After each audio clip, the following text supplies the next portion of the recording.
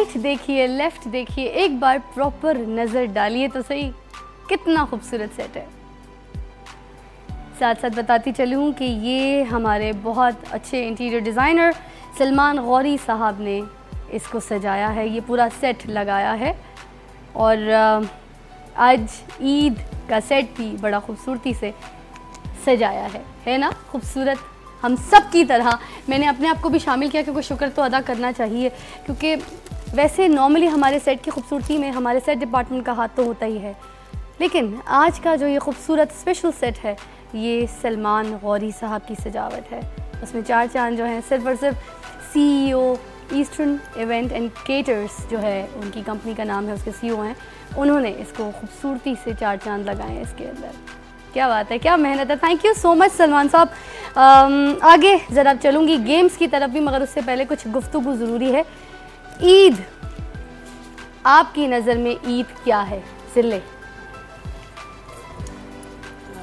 मेरी नज़र में ईद, एक तो हम अपने फैमिली के साथ मनाते हैं, दोस्तों के साथ मनाते हैं।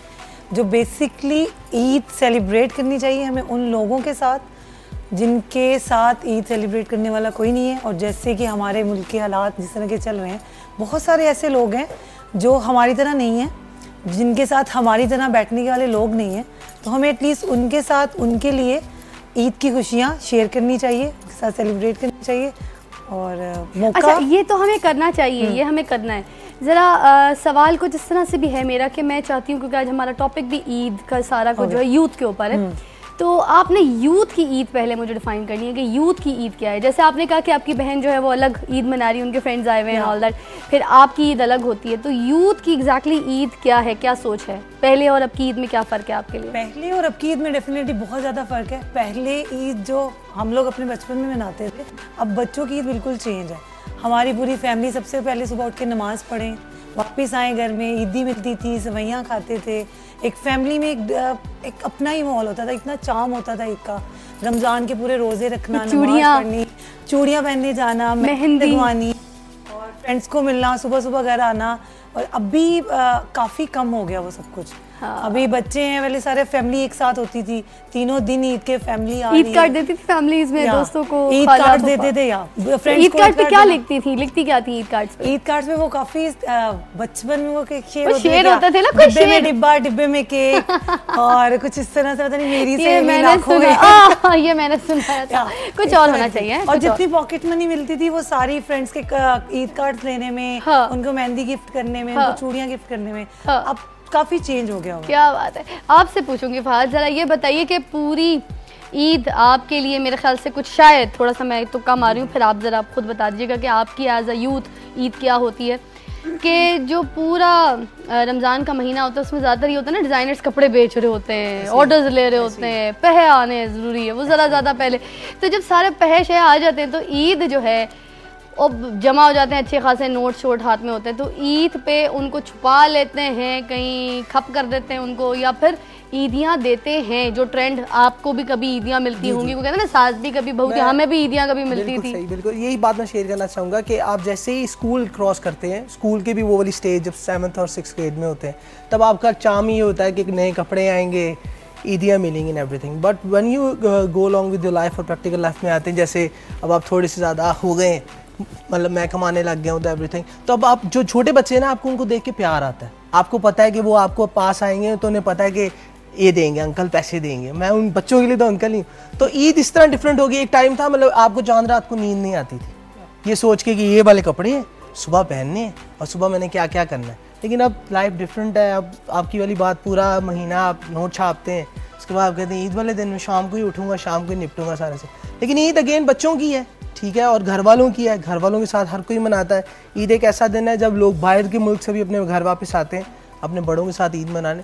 तो Eid is all about family, family के साथ गुजारें, खाएं पिएं, याशी करें। फिर दोबारा 3 दिन एक और बड़े मजे का सवाल है आपके लिए कि मुझे बताइए, ईद पे ये भी तो होता था नॉर्मली, जो यंग लड़के होते थे वो गलियों में निकलते थे नमाज पढ़ने के बाद, एक हमारी जो ट्रेडिशन है शलवार कमीज, चाहे बॉस्की की शलवार कमीज पहने, लट्ठे की पहने, कलफ डलवा के सुबह सुबह लॉन की, और एक वो अनरखा भी पहना करते थे डोरी वाला, बड़ा खूबसूरत, उसे टीच बटन लगवाते थे। तो लड़के बड़े खूबसूरती से तैयार होते थे शलवार कमीज में। आफ्टर ईद एक एक दोस्त से मिलते थे, मोहल्ले के बराबर वालों की बैल बजा के उनके अब्बू को भी बुलवाते थे, लड़कों को बुलवाते थे। फिर एक कोई चौक जमा होती थी जहाँ पे झुंड लगा होता था लड़कों का, सबसे झप्पी पाके एक जो है ना ईद मिलनी है प्रॉपर, वो अब होता है? नहीं, अब नहीं होता। देखिए विद टाइम मुल्क बदल गया है, शहर बदल गए हैं। एक टाइम था हमारे लाहौर की जो ट्रेडिशन थी अंदरून शहर, मतलब एक दूसरे के साथ मिलना, और जैसे ही आपको पता है घर बड़े होते जाते हैं, लोगों के दिल छोटे होते जाते हैं, तब आप उस तरह नहीं मिलते। आपने ईद वाले दिन मिलना है उनको, जो साल बाद मिलेंगे आपको मोहल्ले वाले, आपने जफ़ी शफ़ी डाली and everything and all that,